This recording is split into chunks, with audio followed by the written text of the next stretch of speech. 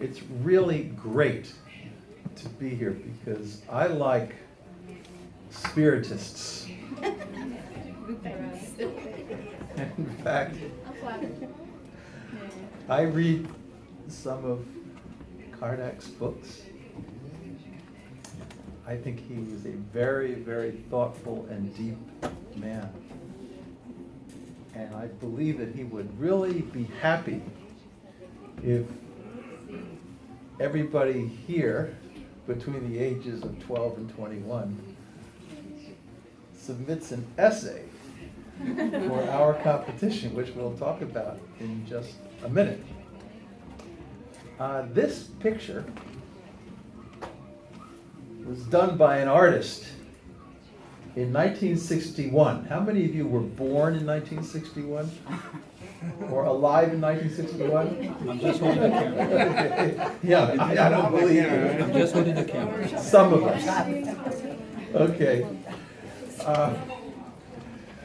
Up in Stockbridge, Massachusetts, not too far from Danbury, just up north a bit in the Berkshires, there was a gentleman by the name of Norman Rockwell. He painted covers of magazines like Look and the Saturday Evening Post. No relative, by the way. Okay. Just kidding. I'm being a big Stephen Post. I thought you'd laugh at that one. Didn't quite make it. Okay. Anyway. 1961, April 1st, he gets this out into American culture on the cover of the most popular magazine at the time. Although nowadays you don't find that magazine because it went out of business and people look at Oprah, I suppose, but this was the magazine. And you see on the cover here, you have people from every tradition, right? You see, who do you see there? You see a Hindu? Okay. You see a rabbi? Yeah. You see a Buddhist? Okay. You see a guy right here with his denim jacket on who might not be anything, but he's thoughtful, right? And he's kind of rubbing his chin. Do you see men and women? Yes? People who are young and people who are old? Okay, so Japanese, yeah, who else do you see there? People from maybe Africa? Just the whole, yeah, maybe Tibet or something along those lines. Yeah. Right. And so what he did, was he took people from South America, certainly, Brazil especially. I'm sure there are a few Spiritists in there. They pulled them all together and has them focusing on the golden rule, which is, how many of you have heard the golden rule? Okay, but there's two versions of it, right? This one is the really ideal, high-level, super version. Do unto others as you would have them do unto you. See, that takes more creativity and imagination, right? When you get up in the morning, kids, do you think to yourself, how can I contribute to the lives of the people around me today? Well, okay, we like honesty. We like honesty. And I didn't think you'd necessarily say yes to that. But at any rate, that's what he's trying to teach us. He's trying to say, look, whatever your age, whatever your background, that's a pretty good way to start the day. And, it's a little more demanding in a way than what we call the negative view of the golden rule. You've probably heard this one: do not do unto others as you would not have them do unto you. So think about it. That doesn't take a lot. If you get home from this evening's event and you haven't elbowed some innocent person in the ribs. You can put your feet up and think to yourself, boy, I've had a great day. Because the minimum version, do not harm people, it's really important. But it doesn't ask us to really use our creativity in these wonderful ways and think, how can I make a difference in the lives of the people around me? Okay? Is there a little radio going on there? Oh, you're translating. Oh, that's it. Okay, good.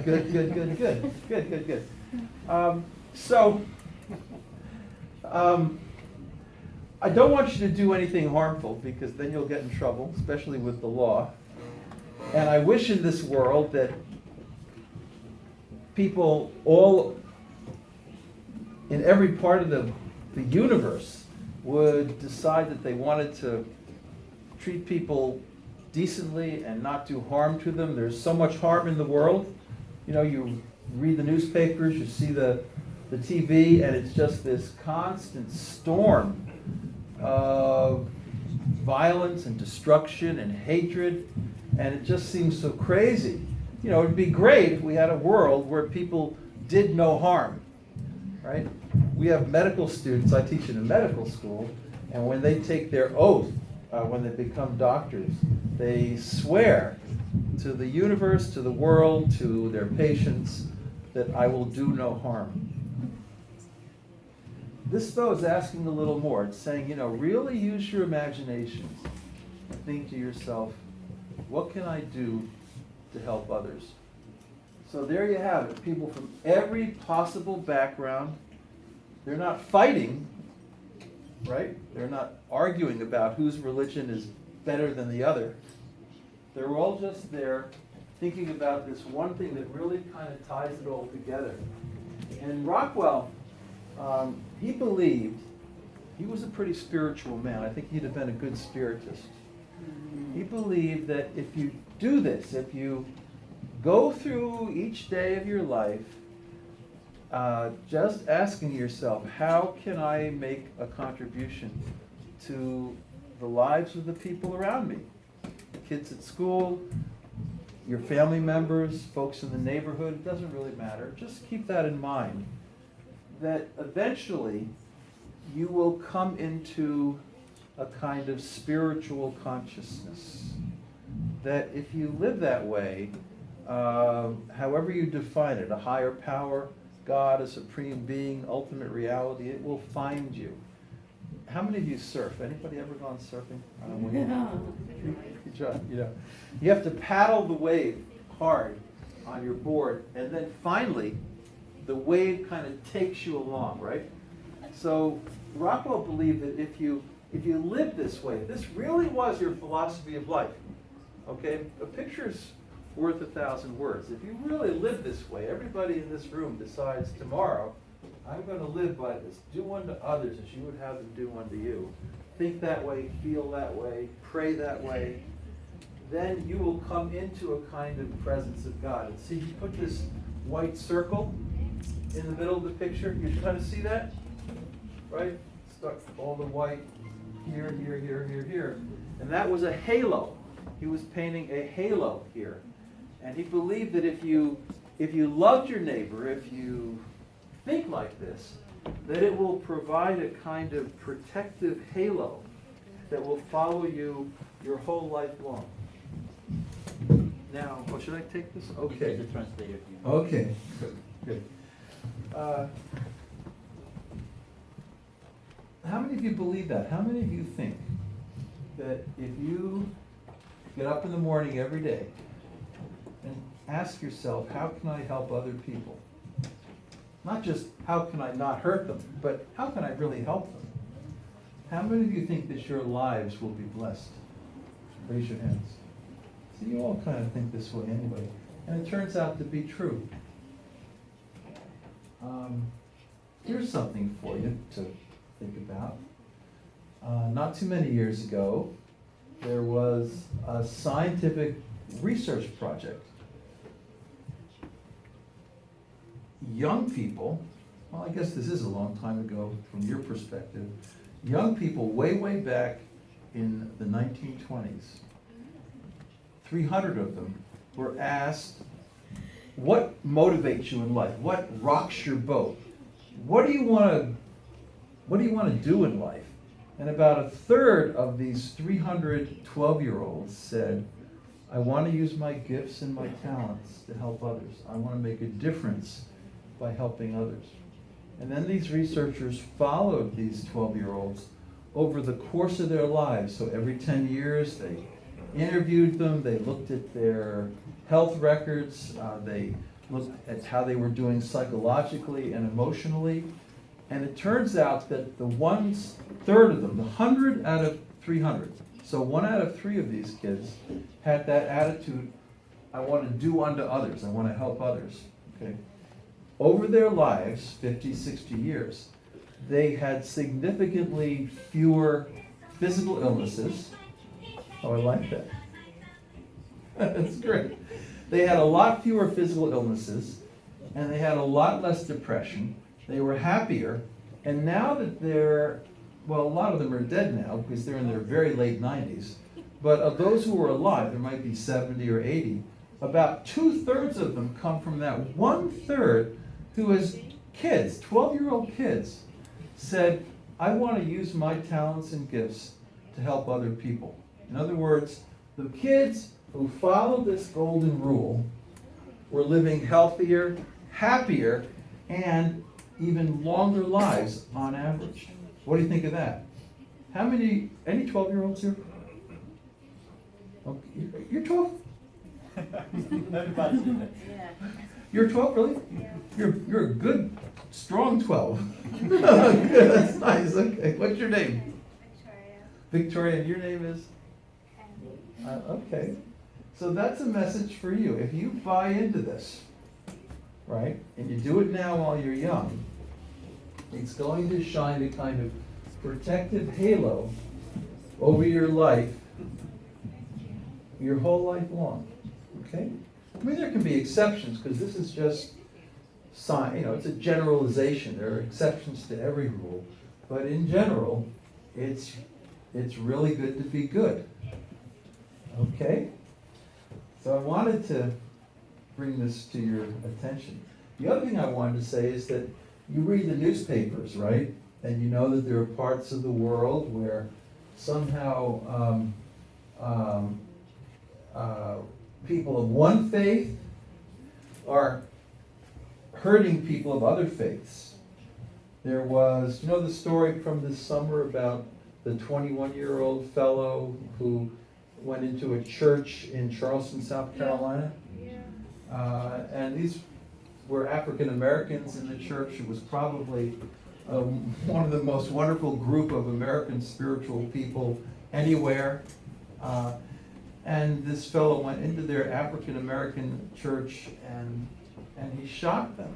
He shot a number of them. Did he shoot 9 of them? Yeah. I think 9 of them. Yeah. And believe it or not, he thought that what he was doing was consistent with Christianity. He somehow believed that. Well, that's pretty sad, but it's true.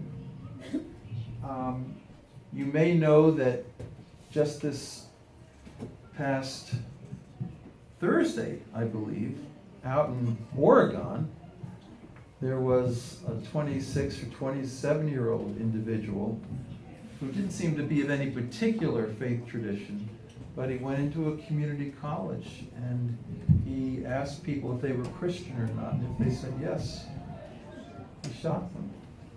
It's hard to believe. You can go to the Middle East. I have many medical students who are from Egypt, and they are members of the Coptic Christian community. That's the earliest Christian community known to all of humanity. It goes right back almost to the time of Jesus. The Coptic Christians have been enslaved. They have been beheaded. Why? Simply because they don't believe the same doctrines that have particularly distorted branch of Islam believes, and we call that branch ISIS, right? Islam is a beautiful faith. You know, how many of you know wonderful Muslims? Don't you? I know great Muslims, and in fact, the Sufis are the Muslims who really completely reject violence. And historically, the Muslim faith has always believed in good hospitality toward Jews and Christians. There's a city in Syria called Damascus, and it's famous worldwide because Jews and Christians and Muslims all get together just like they do in this picture, and they have wonderful friendships, and they respect one another and care about one another. They don't just tolerate each other, but they really have affection. So somehow or another, what happens is that religions at times get hijacked, they get stolen away by people who really don't understand the heart. I believe, and I think Rockwell believed, that at the center of every faith tradition, I think Kardec would believe this, at the center of every tradition is love. A love that completely overcomes any kind of differences, a love that is always humble, that is never arrogant, that never insists that you believe like I believe, a love that respects human dignity and sees in every life something of eternal value. Now that's a big point. That's a big point about love. You know, you see in everybody's eyes something of the Spirit of God. How many of you feel that way? It's a big question. It's a big question. You know, the Hindus have an expression. This is one that you may be familiar with, but I don't think so. It's called Atman equals Brahman. Brahman is their word for God, the eternal spirit. In the beginning was the Word, the eternal spirit. And every one of us has a soul. A soul is called Atman, your Atman, okay? And what your soul is a little teeny drop of the ocean of the Spirit of God. So God gives you a little bit of that eternal spirit. And that's why you have an eternal soul. And that's why human beings pray and look toward God in their lives, because there's something in them that is of the same kind of essence as God. That's why people have spiritual experiences. I love dogs. How many of you have a dog? I love dogs too. But as far as I know, my dog doesn't have spiritual experiences. Now, you can argue that one, but anyway, I think the point here is that in Hinduism, there's a greeting that you hear in India. It's called Namaste.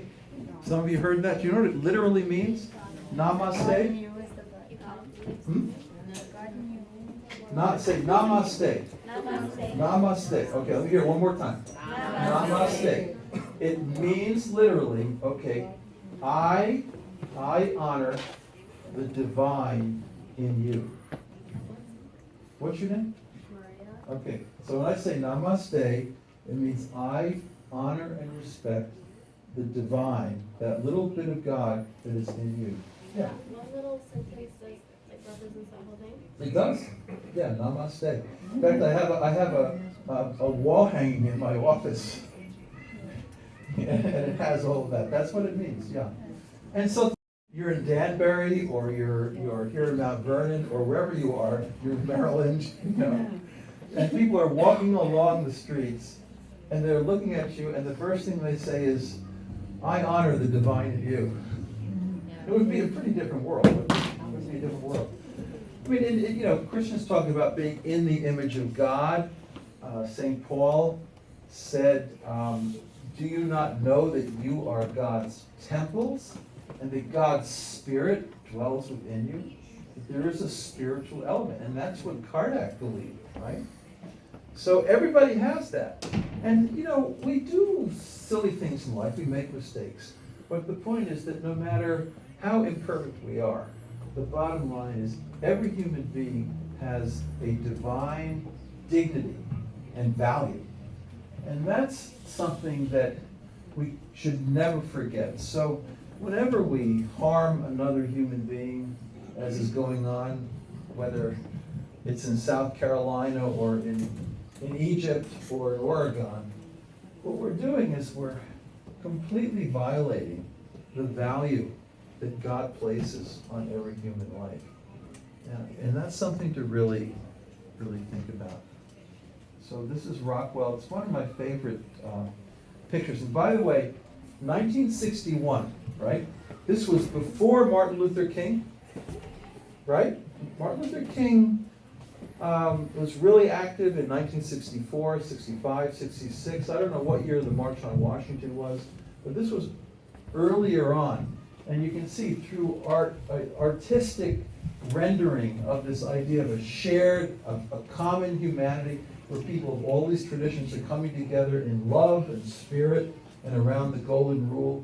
He was kind of injecting this kind of almost mischievously into the American culture. It's pretty amazing. He also did some wonderful art around the theme of freedom. In fact, he had a series of pictures called the Four Freedoms: freedom of religion, freedom of conscience, and so forth. He really believed in freedom. And that's what this essay contest is about. So if you, in fact, I'm going to pass something out to you. I'll let everybody grab a copy of this. You can go online and read about this essay contest. So what happened was, way back, 14 years ago, I was able to start an institute for the study of divine unlimited love. A very, very kind, generous man gave me quite a bit of money to get this going. And he believed a lot of things. He believed, first of all, that if we live generous lives, it's good for us. Right? I was trying to explain that to you a little bit before. 12-year-olds, if you live generously, you do pretty well. He also believed that love heals. How many of you believe that? Love heals. Everybody does, yeah. I mean, I train medical students how to interact with patients in a compassionate, caring way, instead of being abrupt, rude, nasty. When you think about a good doctor, don't you want them to be loving? You want them to be competent. You don't want them to keep missing your vein with that butterfly needle. But you also want them to be kind and loving. And we also talk about raising loving children. How do you bring children into the world and raise them so they don't just love folks who are like them, but also folks who are different, people who are outside their traditions. They have a sense of all of humanity and not just people who are the most like them, right? And we like to talk about how love connects with justice. Martin Luther King talked about a love that does justice. He said, ultimately, if you're going to love somebody, you have to be concerned about the world we live in, about how economics are distributed, about equal opportunity, because that's part of love. And he believed that we should really study people's experiences of divine love. How many of you, okay, now this is interesting, I hope, how many of you, at some point in your life, even if it was just once, had an experience of divine love that really felt like you were almost invaded, in a sense, by the Spirit? How many? Yeah? You want to tell us about it? Anybody brave to tell us about their experience? Yeah. Go. Yeah. Maybe not that deep that you may be willing to talk. with there was some time that was constantly in the spirit. I want to hear this. I was inspired, but anyway, I felt it. Maybe it wasn't mine, but in a way, I felt it deep. I'm not sure so deep that you wanted to say it. But I was constantly in the spirit, and he was deep in trouble. He was truly a criminal. And in some way, I forgot all his bad deeds to focus on this divine being. In a way, I felt that no matter the world that there in him or elsewhere, God was in control and loved him as well. I felt that way. You felt it, and did you feel it somehow almost as a reality? Yes, as a reality. Indeed, I got home, maybe for a week or so, feeling so deep. But sometimes when I remember, it's still kind of feel emotional. Good. Okay. Anybody else an experience of divine love? I had an experience once in my office. I had a student who was struggling and thinking about leaving school, and I wasn't sure I wanted to spend time with her because I was very, very busy that day. I was running around from point A to point B. So I was sitting down, and as we started to talk, I actually felt a kind of energy invading my consciousness. I looked up over my right shoulder because I thought there was really something there, but there was nothing.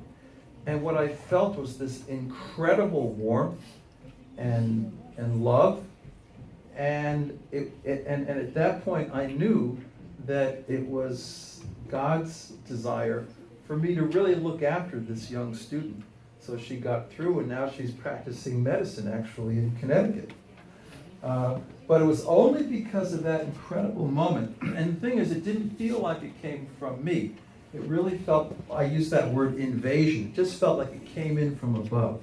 And that's what I mean. So how many times do people experience that in their lives? What does it do to them?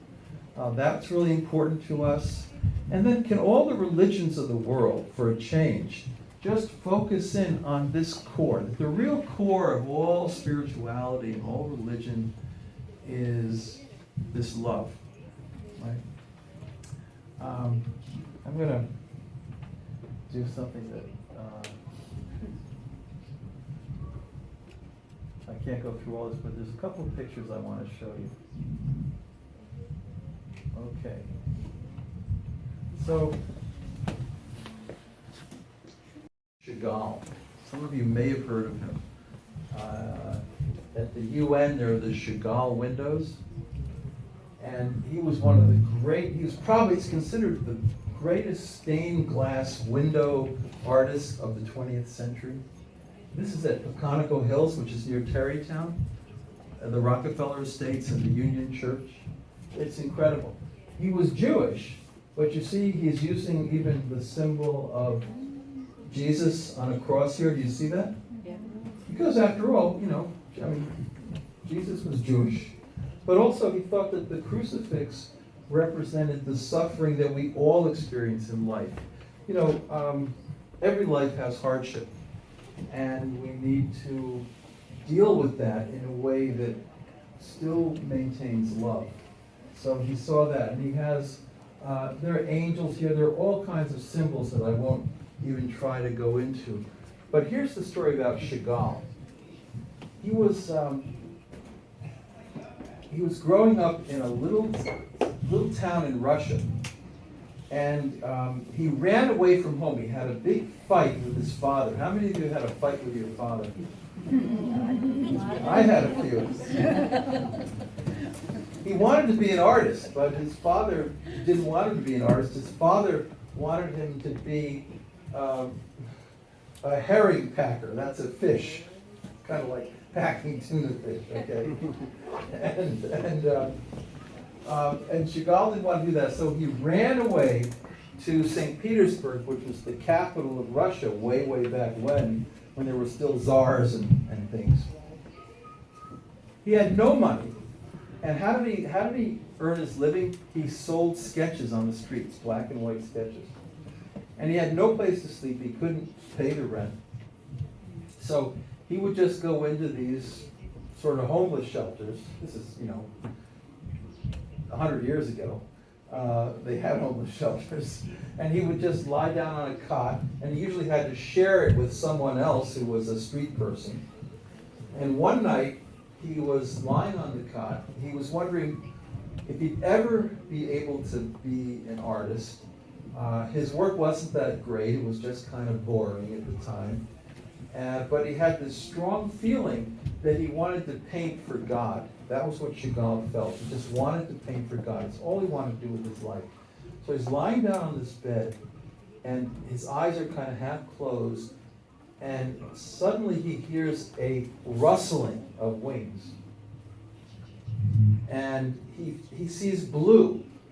All the air turns blue, and he sees an angel. This is what he said, what he wrote about. I don't know if any of you believe in angels, do you? Yeah. He saw an angel.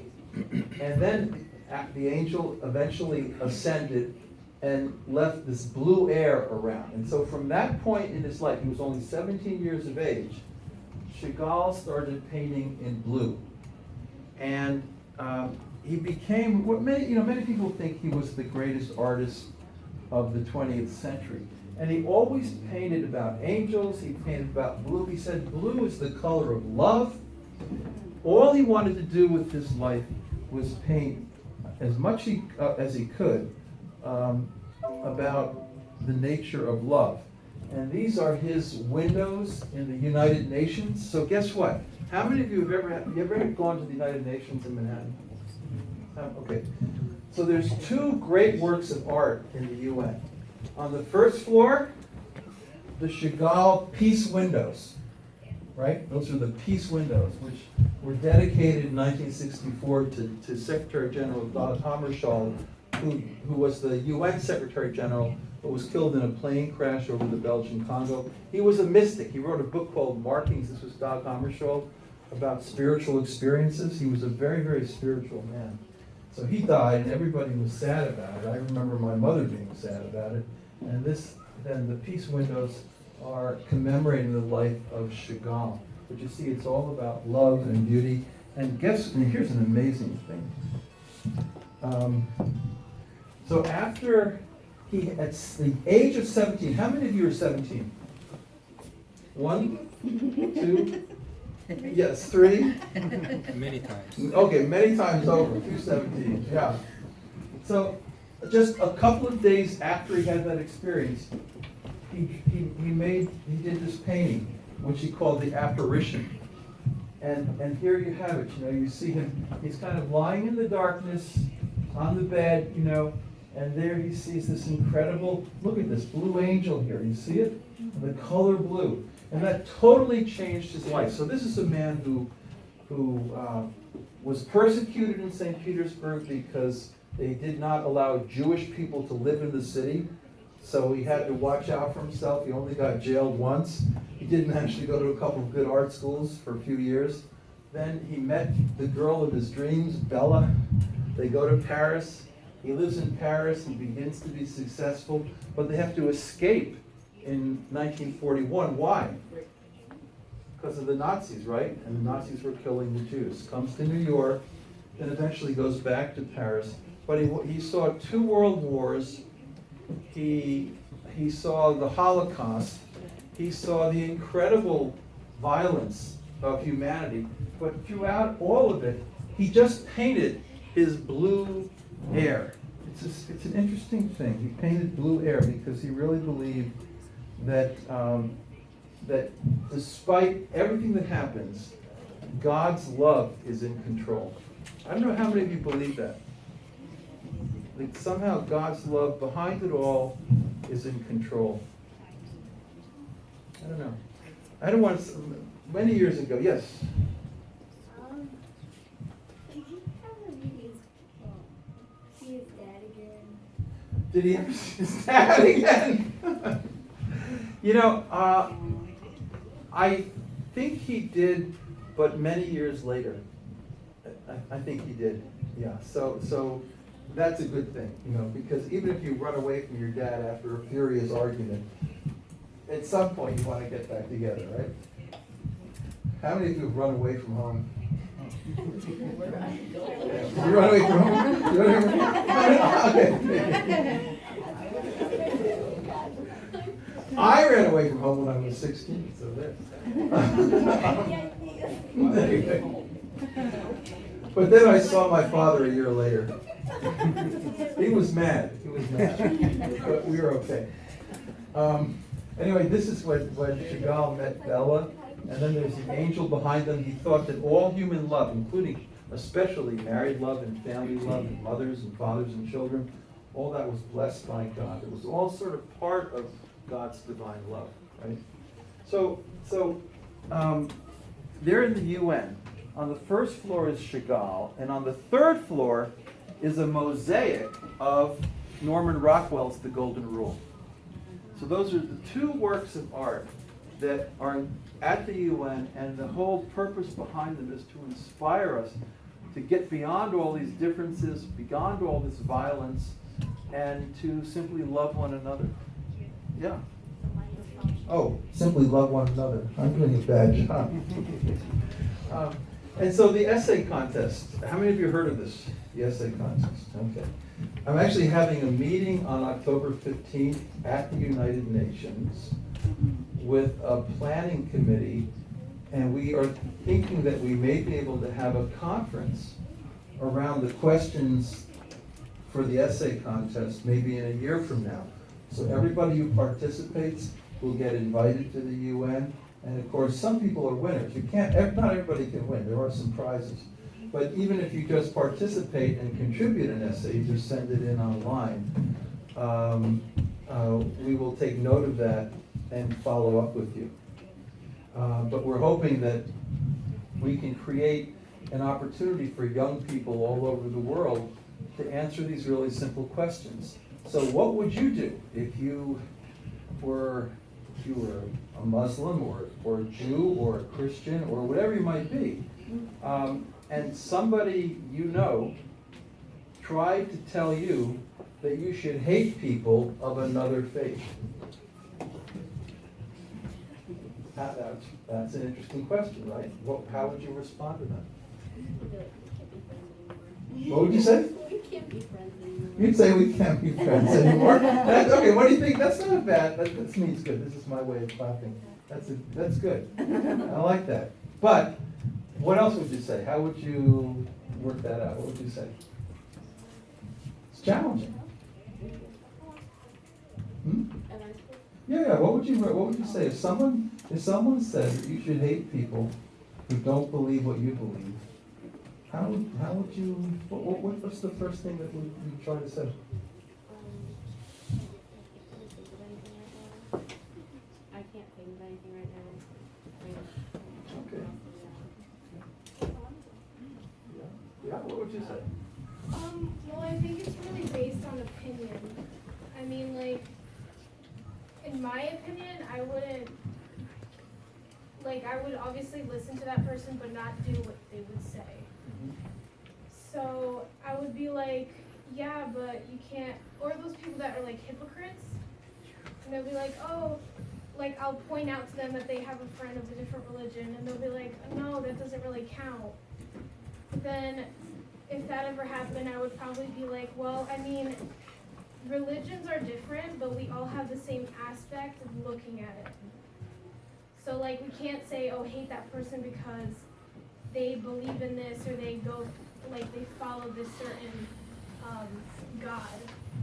I mean, like we all have different ways of viewing things, but that doesn't mean that we should hate them just because they believe in something else. Yeah, So that's a pretty good response. And you try to explain that a little bit, but with empathy, with warmth, right? Yeah. You try to do it in a way that was constructive instead of really brutal. All right, yeah. That's good. What's your name, first name? Camille. Okay, that's nice. Okay. Yes, sir. Yeah. For me, I think like that religion is a lifestyle, and people can choose how to live their life the way they want to because it's free will, and that's what we were given and what we choose to do with it. And just being told to hate a certain person for living their life how they want it is kind of offensive. Like for me and the person themselves too, and it's just religion is just an opportunity to live your life the way you feel that would be best for you and the people around you too. So you believe in religious freedom, Yeah. freedom of conscience, Which is a right in the United States. which is a right. First Amendment? First Amendment, right? What does that say? It says, Congress shall make no law regarding the establishment of religion or prohibiting the free exercise thereof. So in this country, it's an open democratic nation. People believe whatever they want to believe. You know, they can be Sikhs, they can be Sufis, they can be Hindus, they can be Jains, they can be Hasidic Jews, they can be Amish out in Pennsylvania on Route 80. They can be whatever they want to be, and we respect them. But not everybody gets that. So there are some people who believe that everybody has to have the same faith, has to believe exactly the same thing. And if they don't believe that, then somehow you can just enslave them or commit some atrocity. So tolerance, right? You believe in tolerance and acceptance, and that people in freedom have to go on their own spiritual journey. Sounds like you respect that a lot, which is good. I think that's true. I think love kind of goes with freedom. I mean, it's hard to imagine a God who would force people. You have to kind of come to it in your own way, right? And sometimes there are hard lessons in life and people struggle, and that brings them closer to truth. But you can't force it on them. It has to come from their heart. Yeah? Okay, good. Anybody else? What would you say if somebody asked you to hate a person of a different faith? Yes? Well, I would ask them, how would you feel if someone was told to hate you because you didn't believe in what they believed? Because you have to think about how the other person feels before you say something like that. That sounds like the golden rule. Right? Do unto others as you would have them do unto you, right? So that's the idea. Right? So how would you like it if somebody hated you or hurt you because you didn't believe what they believed? By the way, I like your glasses. Those are really cool. I need to get a pair like that. What's your name? Gabe? Okay, that's a good name. Anybody else? Well, that's what this essay is about. It's, just think it through, because right now, across the world, I know you'll be shocked to hear this, there are a lot of young people who are on internet chat rooms, and they're getting caught up in some of this hatred. Some of them are even going to parts of the world to join up with organizations, not just ISIS, but that's one of them, where they know that violence will be expected of them. So the idea here, we're getting about 10,000 likes on Facebook a week with this essay contest. And so it's having a lot of influence, and we want to really develop media around it and just create the conversation so that young folks every place can be smart enough and thoughtful enough to resist this kind of attitude and this kind of notion that somehow we can't all be different but also get along. How many of you, by the way, you're Spiritists? So do you think of yourself as religious or spiritual? How many think of yourselves as spiritual? Okay. How many of you think of yourselves as religious? Particularly religious? Mostly spiritual. Yeah. So that's yeah. What's the difference?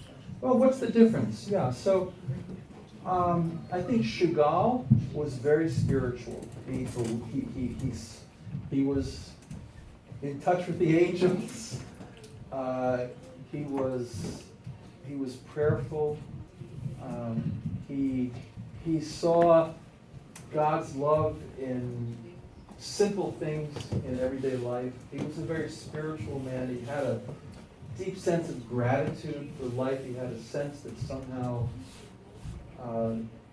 behind it all there was this wonderful force of creative love. But I wouldn't call him religious. He was Jewish by background, but he didn't go to synagogue on Saturdays. He didn't pray 3 times a day like a conservative Jewish person would. He respected that religious tradition, right? But he was kind of free of it. He was spiritual, deeply spiritual, I suppose, in a lot of ways. He was called by, he would say, by God's love, by the color of love, to paint and to be incredibly productive.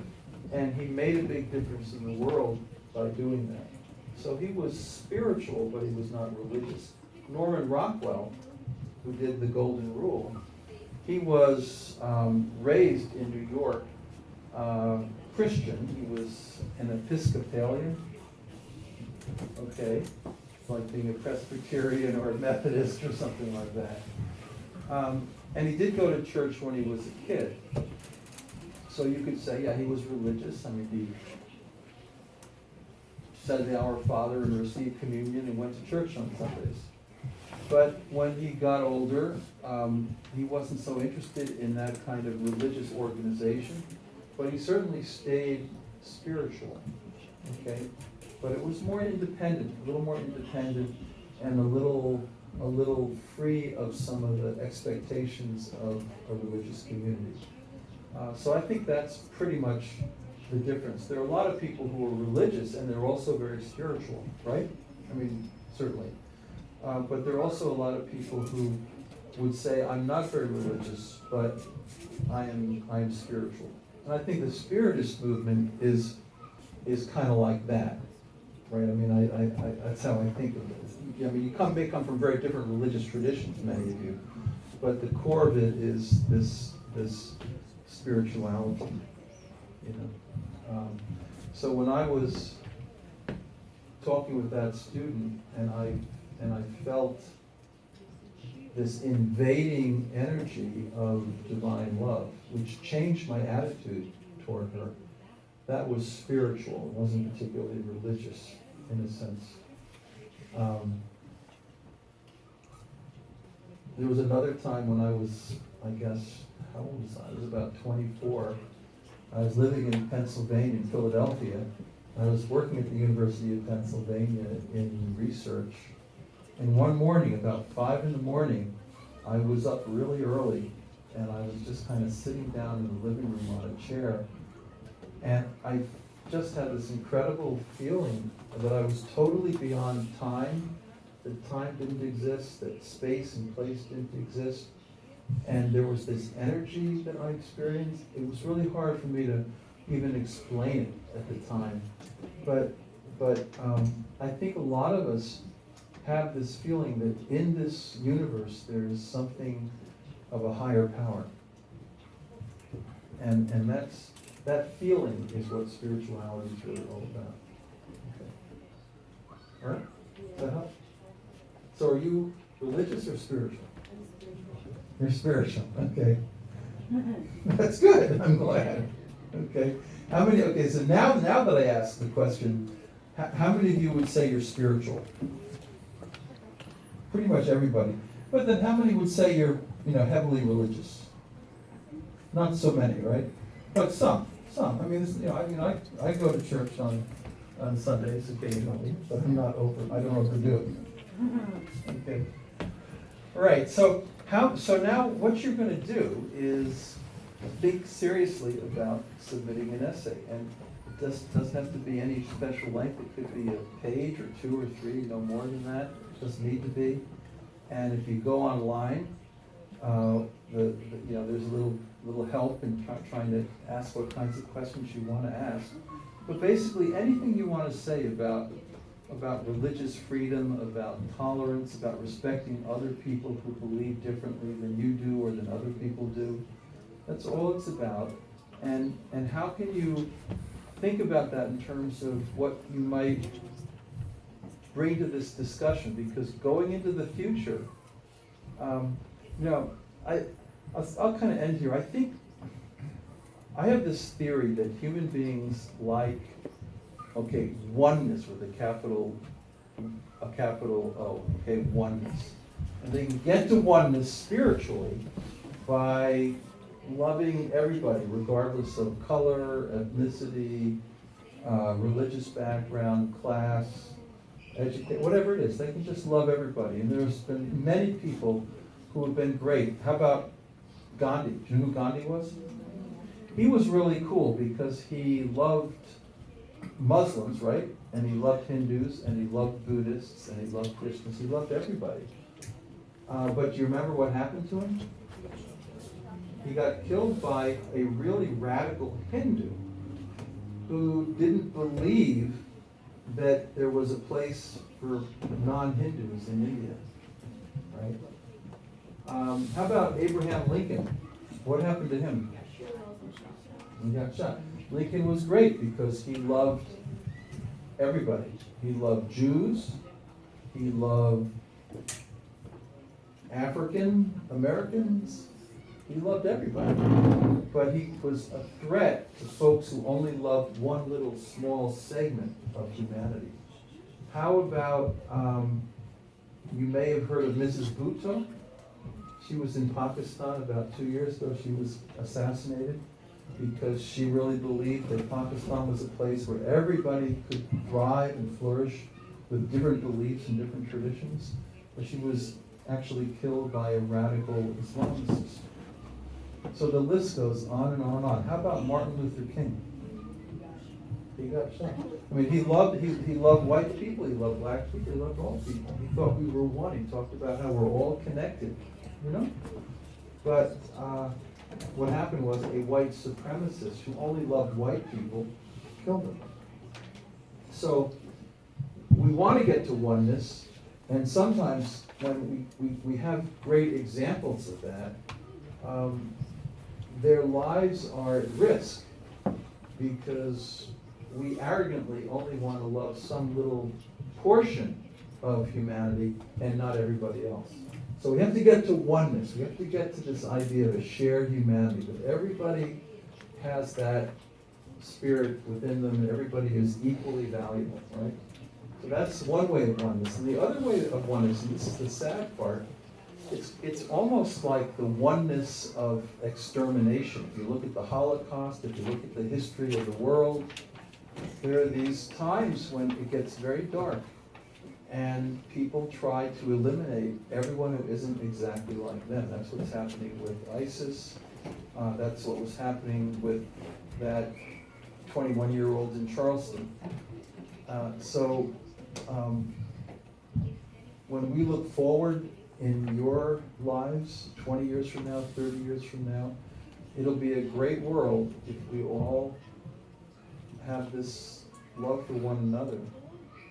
But if we can't get there, we've got real problems. So that's something to think about. This is actually an issue that you'll have a hard time escaping in your lifetimes. Okay? So, yeah. We have a few questions about the rules of the SC. Okay, good. Our group asked if they could write with a partner, or you have to be only one person, or can you have a partner writing with you? Well, if you wrote with a partner, you could. I mean, I'm improvising now. You know, you could have a partner, but if you won the prize, you'd have to split it because there's $1,000 first prize and $500 second prize.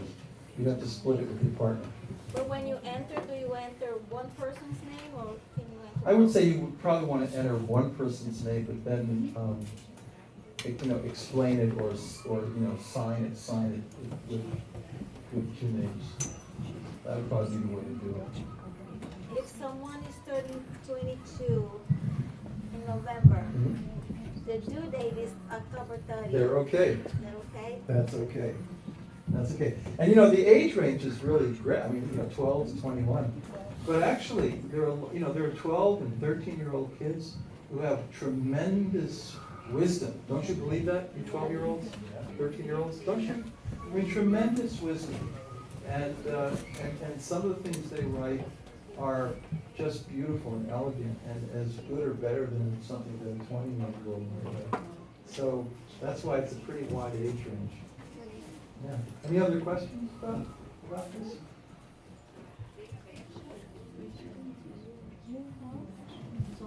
You just said you sent them right in. There's a website. If you go to the Institute website, which is there on the brochure, and you go to that unlimitedloveinstitute.org, on the home page, there's the announcement, and there's a web address. Is it there? It is there. Yeah. That will take you to it, and you just submit it, and we're going to have an international panel of judges, really great people. And if you win this, it's going to be a really nice thing for the world, but also it's a good thing for you because you're going to get to present if you want, and you might even get to do a talk at the United Nations. So there you go. I mean, you know, at least be on a panel with other kids, you know, about this problem. Okay? And about how we can answer it. Are you all right with this? Can you do, okay, yes, yes. So you said there would be a meeting at Vernon along with all the other panel of judges. Would that be only for the 20 people that you guys said? Well, we're working that out. So I'm going to have a meeting, planning meeting on October 15th, like I said. And we're thinking about how to organize this. But, I mean, certainly, you know, there's a limited number of winners, obviously, but we want to open it up a little bit more. So, you know, at some point, I think we have to consider just sending a certificate of acknowledgement and appreciation to everybody who enters, and inviting them, if we do have an event, inviting them to come. So I think that would be ideal. But I'm a little unsure of that yet until I see what the UN folks are interested in doing. Okay? Yes? Oh, I was wondering when you announced the winners. Well, the due date is October 30th. So probably in about 3 weeks from the site. So around Thanksgiving, something along those lines. Yeah. Good question. Good question. Okay, so do you have other things going on tonight, or is this it? Take a picture? Take a picture with you. Okay. Okay. Maybe if he's here, then, or you guys go there? Yeah? And we'll give you a definition of love that I got from a psychiatrist a long time ago when I was in school in Chicago. He said, when the happiness, tell me what you think about this. When the happiness, the security, and well-being of another person is as real or more real to you than your own, you love that person. It's not bad, right? Think about it. If you're a parent and you have that feeling that their well-being is as real to you as your own, or maybe more so.